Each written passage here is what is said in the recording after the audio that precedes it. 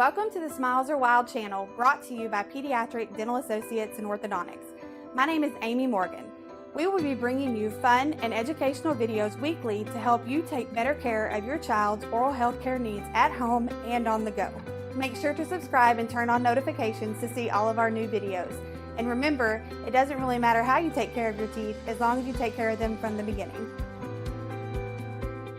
Hi, good morning everyone. I'm Amy Morgan. I'm the marketing coordinator here at Pediatric Dental Associates and Orthodontics.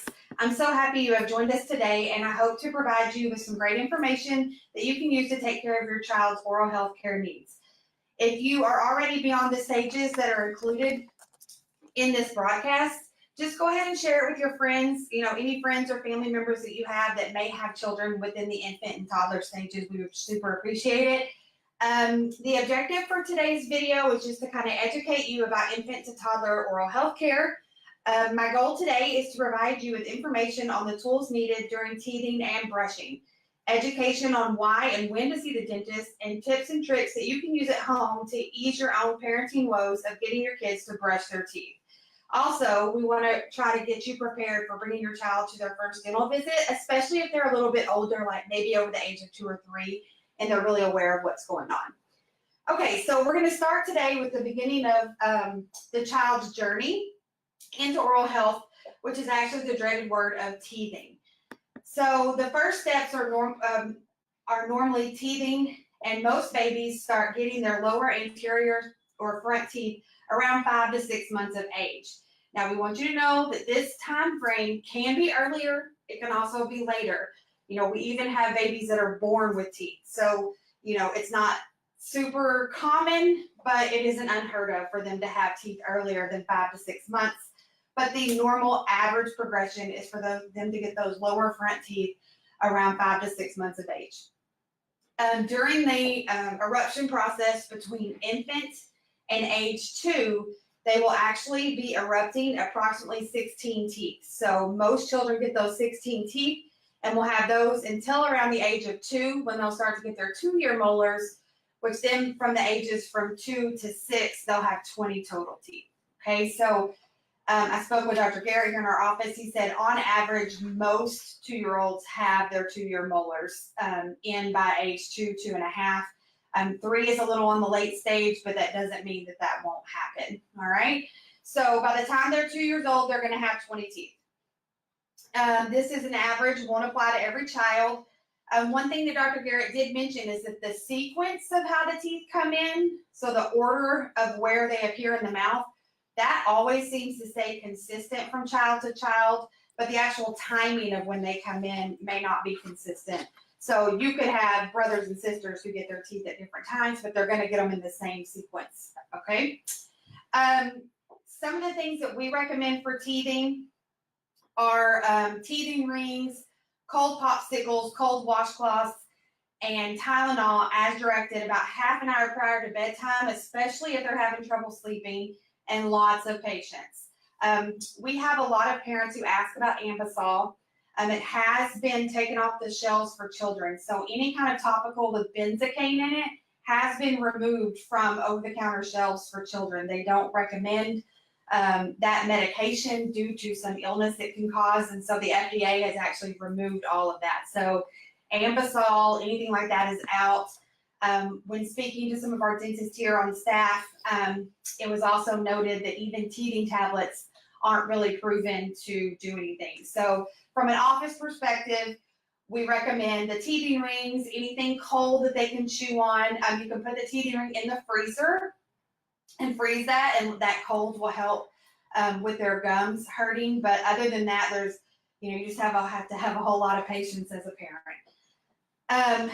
We also, something else that came up in my conversation with the doctors is that there is actually no conclusive evidence that teething causes fevers or tummy problems. So for kids, we want to make sure that you are being diligent as a parent and making sure you're ruling out any other kinds of illnesses before you just chalk it up to teething, because we want to make sure they don't have any kind of stomach virus or anything like that you're just ruling out as teething and not addressing any kind of virus or infection that they may have, okay? Again, You can give, especially if they're having trouble sleeping, Tylenol as directed about a half an hour prior to bedtime, and that should help them sleep through the night. I know that's easier said than done. I was a parent as well, so we do understand that there's lots of things that happen during teething that may not be just in this list, okay? So what happens after teething? So once they start getting those teeth in, once they have those little bottom teeth that have come in, you want to start keeping them clean. So when you're breastfeeding, bottle feeding, anytime you're doing any of that and they've got those teeth, you want to start cleaning them. And we recommend for infants that you can just use a washcloth to wipe them off after any feeding. You can also use little finger brushes that are made to go on your finger, and they just kind of brush the tooth. So you can do that. There's several different brands out there. These are known as finger brushes, and they have really soft, this one has a silicone brush on it, and that will just help keep them super clean. It also helps massage the gums. And then in addition to just your regular washcloth, you can use something that we call a tender. It's an infant pre-toothbrush, and it just slips on your finger, and you can use that to clean their teeth, okay? So, and we do have these in the office, so if you have an infant right now, and you want to come by and pick some up, we should have some available. So just let somebody at the front desk know, and we'll see. You can also call, and we'll see if we have those available at the front desk, okay? They come in different colors. But again, this can be used in place of a regular washcloth if necessary. Okay, so that's for infants. Also, once they get up to that age between around 1 to 2, you can actually start introducing an actual toothbrush. So this stage is recommended from 4 months to 24 months. So this is a toothbrush that has a really small head on it, so that you should be able to reach the areas that they need. But it's also fun for them to start using an actual toothbrush. So on the actual toothbrush part, they're going to start learning how to hold it.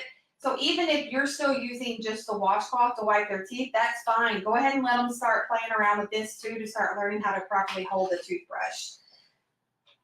Okay, so to reiterate, we just want to make sure they wipe their teeth after each feeding to prevent the natural sugars in formula, breast milk, and regular milk from causing decay.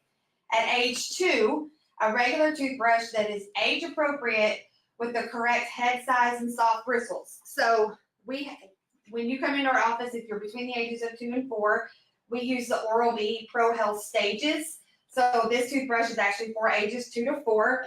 It's a little bit bigger than the infant one as far as the head size is a little bigger, and that's just because their mouths are getting bigger, okay? So we want to make sure we stay age appropriate in there. Most any toothbrush that you buy in the store will tell you what age it's appropriate for.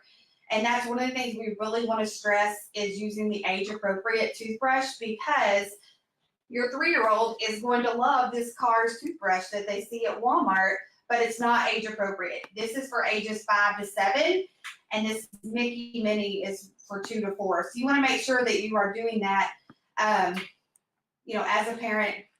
If they're going to fight you over the fact that they want Cars, something's better than nothing. But just be mindful to try to use an age-appropriate toothbrush, okay? And those should be, like I said, located on the packaging. I know the ones that we give out in our office when you come for your regular 6-month cleanings, you have the ages on them. And that's one more thing that we want to go over about toothbrushes is we give you a toothbrush when you come into the office, and most patients are seen on average every 6 months. You need to be changing out their toothbrushes every 3 months. So you will have to run to the store, grab a new toothbrush, and make sure you're keeping those switched out every 3 months. So once a quarter, or if they've had some kind of illness. So if anybody in your family's had a cold or anything like that that could be contagious, we want you to go ahead and switch out those toothbrushes as well, because you're going to continue to carry that bacteria all throughout until you get rid of those toothbrushes. So again, switch them out every 3 months, or if a child gets an illness, you want to make sure that you're throwing away that toothbrush and replacing it with a new one. Same thing with the electric toothbrushes. If your child is using an electric toothbrush, you'll need to replace the head. And, going a little bit more into that is that a lot of kids use the spin brush And the spin brush is great. However, you can't replace the heads on that. You have to replace the entire toothbrush. So we do sell a toothbrush in our office that's for a little bit older kids that does have a replaceable head for the electric toothbrush, okay? So just be thinking about that when you're purchasing electric toothbrushes, that spin brush is going to have to be replaced every 3 months. As far as letting them hold the toothbrush, things like that, we want to start letting them get used to holding it on their own, because this allows for the proper dexterity needed to brush in the future. I compare this to like learning how to hold a pencil. So when they're learning how to write, you know, they're not perfect writers, but they're learning how to hold the pencil. It's the same thing with the toothbrush. You know, we want to make sure that they're able to hold it in the correct position and not, you know, holding it in a weird place that's not really going to be doing them any good for them to be brushing. So all of these things are just stages to get them prepared so that as they get older, they know how to take care of their teeth properly. And the earlier you start, the less of an issue it should be.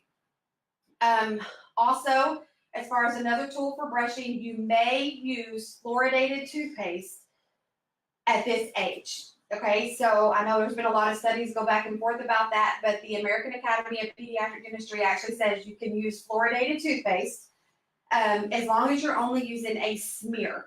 So you want to make sure that until they know how to spit properly on their own, you're only using a smear of that toothpaste. But that fluoride is very valuable in taking care of their teeth, you know, from infant and toddler. If you don't feel comfortable with the fluoridated toothpaste, there are what they call training toothpaste out there that do not have fluoride in them.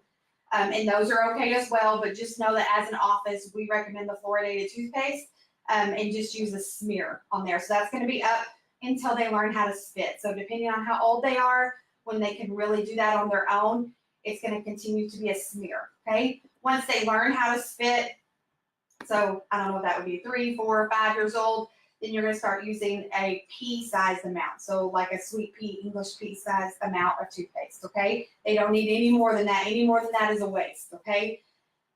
So once you have got the teeth in and you started brushing and everything like that, you know, they also recommend that they start seeing the dentist by age 1. So the American Academy of Pediatric Dentistry, we go by a lot of their guidelines, and they actually recommend that they see a dentist at age 1. So they want their first dental visit at their first birthday. You'll see on their site, they recommend you find a dental home. You know, even if that's not us here at PDA, we would love to have them, but even if that's not us, we want to make sure that you are getting the proper oral health care for your child. So find a dentist for them to see at age 1. And there's a lot of reasons why we recommend that. I'm going to go over a few of those. One is you start early and you develop a good rapport with the dentist before they get into the cleaning stage. So they're used to kind of going to the doctor and things like that. But one of the biggest things that we run into are the little 1 and 2 year olds don't really like to lay down on the bench and have their teeth messed with. And that's just an age thing. It's not anything out of the ordinary. But if you start them at age 1, then by the time they're 2, 2.5, and it's time for the actual cleaning process, they'll be used to the office. They'll be used to how the procedures go. Okay, so it can also help detect early warning signs of any oral health care issues they may have. And the first visit, any visit between age 1 and about 2, 2.5, depending on cooperation, will include an exam and a topical fluoride application. Once you start bringing them, we want you to continue to see the dentist every 6 months for checkups. So even if your kids are cavity free, make sure you're still coming that every 6 months, because you won't believe some of the you know, stories and treatment that can come up if you don't come in 6 months. So we've had kids that have gone just a year past that, and they come in and they have a couple of cavities. And had we seen them at the 6 month mark, we could have helped them to prevent that from becoming an actual cavity. It could have been a filling versus a crown. So there's a lot of factors that play into why you want to come every 6 months. And we do realize that's different than a doctor. Usually, I know there's stages of visits at the infant and toddler stage, and then after that, it's every year. But we want to make sure dentally that you're seeing someone every 6 months. And we usually start performing the actual prophy cleanings, like I said, around age 2, 2.5, depending on cooperation. We will try and attempt to do an actual prophy cleaning on a 2-year-old. If the cooperation level's not there, then we'll try it again in the next 6 months, and we'll keep doing that until they're ready. Okay, so the other thing that we get a lot from parents is, how do I get my kid to brush at home? And also, like, what can I do to prepare my child for their first dental visit? So as far as brushing at home, we have a few tips for that. First of all, I was talking to Dr. Garrett and Dr. Aaron last week when I was setting up to do this live, and they talked about having fun with it, make it a game. If kids think that it's supposed to be fun and not a chore, they will actually do better with the process, okay?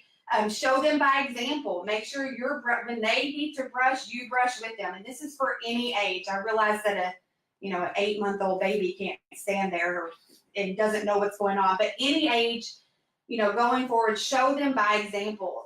Have them brush their teeth with you in the morning. Have them brush their teeth with you at night.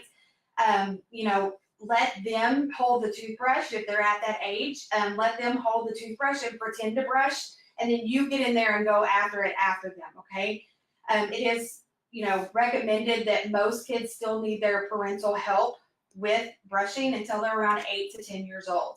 I joke with people that my 17-year-old daughter, I'll still get in there and brush her teeth. I'm not scared to get in there and say you're not doing it correctly. So they will always kind of need your guidance, but especially up to about age 8, and that has to do a lot with dexterity, making sure they're getting all areas of the mouth, okay?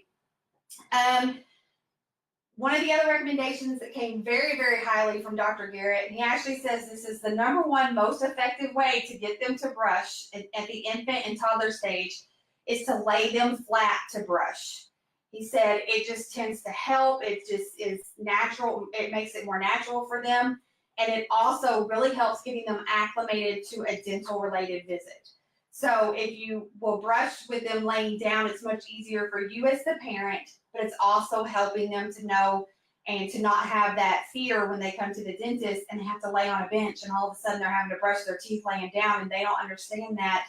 And part of that is what, can help develop that fear, that something is wrong. Like, you want me to lay down to brush my teeth? That doesn't make sense to me. So if you're doing that at home, it becomes more natural at the dentist's office.